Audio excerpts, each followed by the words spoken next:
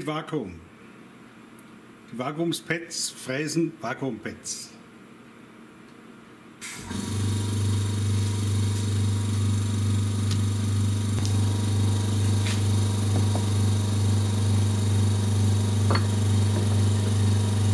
Ich lege das hier gegen die Anschläge, da hinten und da. Und dann schalten wir das Vakuum an. Dann ist es fest. Die Pumpe schaltet ab. Und dann geht das los.